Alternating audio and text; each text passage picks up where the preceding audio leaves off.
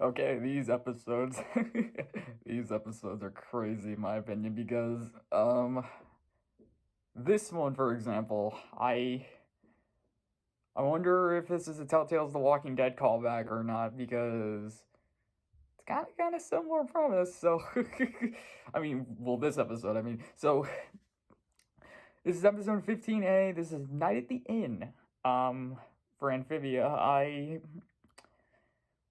yeah, this is a weird one. So, it all starts with them at the mountain pass, and it turns out that it hasn't cleared up yet. I think they said they came a little too early, so they're gonna have to wait just a little bit longer, or maybe a lot longer. I mean, I don't know, because the mountain pass, it's this gigantic ice block that's blocking the path, so I really don't know how long until it actually clears. But in the meantime, they're there, and, Anne's like, oh man. And Hopups like, well, Anne, I'm not gonna say I told you so. Yeah, you know where that goes. So they leave, however, part of the episode is Paulie wanting to do a few things on her own. Like, they start off with at the mountain pass, and they're like, and Anne and Sprague's like, hey, can we check out that creepy looking lake down there? And Hopup's like, sure. And then Polly's like, okay, well, I'm gonna go check out this scary forest over here. And Hopup's like, no, Polly, you're staying here. And I'm like, okay, we're doing this. Again, it's like when they tackle an episode like this late into the season, I feel like, well, Polly's done a lot to prove herself that she can do stuff on her own. I mean, I get it, she's still a tadpole, but I was a little bit confused as to why Hava was a little way too overprotective, or I mean, seemingly protective of her in this episode, and they go into this bed, and so as they leave the mountain pass, and as they're going away, Bessie suddenly starts not to feel well for some reason. It sounds like a car broke down, and so they pretty much they're seemingly stranded. But there's a bed and breakfast just down the road, so they go there and they get some rooms, and they, apparently the owners of the bed and breakfast are some horned bullfrogs. And they seem very nice and gentle on the surface. Yeah, I think if oh man, just the second these bullfrogs popped up on screen and started talking, they were so nice. They were too nice in my opinion, and I'm like, okay, something's up with these people. Not to mention, it's an 11-minute episode, so you know someone's gonna go down. And yeah, that's pretty much what it is. And Paulie is very, the owners offer them 4 bedrooms, but Hop's like, actually, no, we're gonna do 3 because Polly's gonna bunk with me, and then Polly gets mad, and the lady gives them cookies, and she gives them cookies with some purple chocolate, whatever those were, and I'm like, yeah, again, I was like, okay, there's something up with those cookies, and I also noticed that Polly didn't have one. I'm like, okay, I know where this is gonna go. I was like, I thought, or I mean, I thought I knew where it was gonna go, because, yeah, so, okay, so pretty much, Polly, I like how in this episode, it doesn't just show that Polly is 100% right, or Hop Hop's 100% wrong, because Polly finds a connected bedroom to Hop Hop's, and convinces him that she'll sleep in the other one. And at first, Hop Hop's like, okay, well, leave the door open. So they do, but then the second Hop Hop falls asleep, Polly closes the door and basically starts.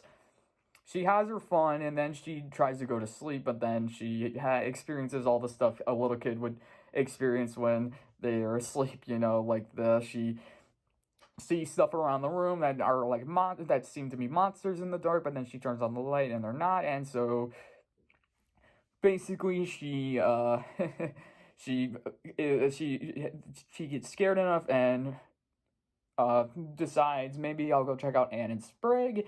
and Sprig aren't there in their rooms, and then she goes to Hop and Hop's not there, and so and then Paulie runs into one of the horned frogs, and they attack, and they try to catch her, but Paulie escapes by going down the laundry chute, and yeah, there was something up with them cookies because apparently they put something in the cookies to cause everyone to fall asleep, and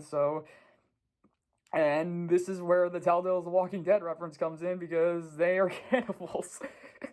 It's this happy little tourist farmer's bed and breakfast thing, and they invite these people in, and they're like, "Oh, we got them, we're nice, and we have everything," and then it's like they round them up, and they were gonna cook them in their sleep, like Anne, Sprig, and Hop are all asleep, and they're ready to make him into a rotisserie, and it's like, oh boy. And then they also play a card game to see who gets to eat what. Like one of them's like, ooh, I get the tall one, I get the tall skinny one, and then someone's like, well, then I get the small kid. I've been looking to lose some weight or something like that. But Paulie comes in and attacks, and of course there's that I love this. There's this moment where she gets on the stick where Hop and Sprig are all tied up. So she smacks Hop, and Hop is like freaking out. She smacks Anne's freaking out. She smacks Sprig. Sprig wakes up. She's like, "Oh, hey, Paulie. Hey, Sprig." I love that. I love how. Again, it's one of those you don't see coming because it's like but it makes sense. Like, siblings, they always get into fights. So Paulie smacking Sprig is like, all right, that's a normal thing. But the horned bullfrogs, they attack Paulie, and she uses her bow as like a boomerang, a bowerang. I don't know.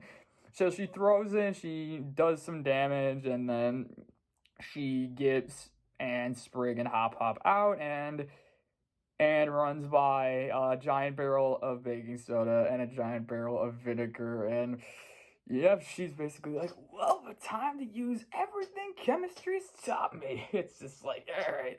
And yeah, it's about what you would expect. She combines the two. I love how it's not even complex. She just knocks them over, and we don't see that until they cut back. Like, so they go to the farm where Bessie was, and they find Bessie's not, and so Bessie, Hop asks Paulie to go under Bessie's shell to figure out what's wrong. Paulie goes under and finds that there is a bear trap, or a snail trap, I guess in this case, on her, and so they take it off, and then they realize why that was there, and because all the other snails are there. Like, all the other snails are there with their traps on them, and pretty much Sprig sums it up. They're the bed and we're the breakfast. And it's like, yeah, that's an interesting trap. I know this is a kid's show, but what if it was a little bit darker if they ate the snails too? What if that was a thing? I mean, just like you have all the empty shells in the barn, that would be terrifying. Like something remember that SpongeBob episode where Gary gets taken in by this old lady, and then he opens up that one door and he sees all the empty shells, and it's like, okay.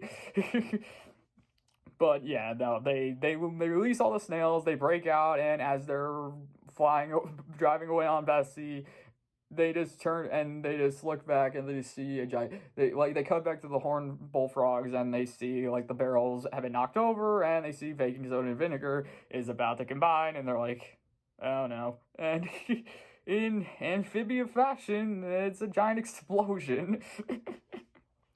It's a giant explosion of baking soda and vinegar, and yeah, that's pretty much how they escape. And Hop apologizes to Paulie, saying that she's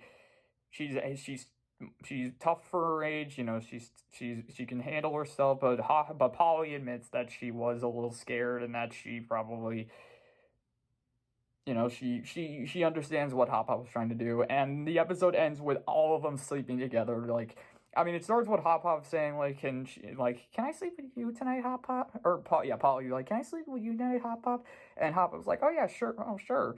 And then Ann and Spirit comes out and he's like, yeah, tonight has been very traumatic and eventful, so could we sleep with you instead as well? So, it ends with them all sleeping together, and it's just like, yeah, it's fun.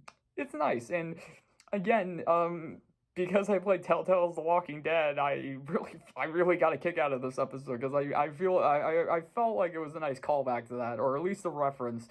And if the people who made this episode never even heard of never played Telltale's The Walking Dead, and have no idea that this was a thing, that was a thing, still, it's a fun idea, and it's a terrifying concept. Yeah. I don't know, I just love the dark, twisted episodes like this. I mean, that's kind of the reason why I love Gravity Falls so much, is because there were those few episodes that got a little weird and twisted and dark. So, alright, well, that was episode 15A, Night at the Inn. Yeah. Be careful where you're driving, folks.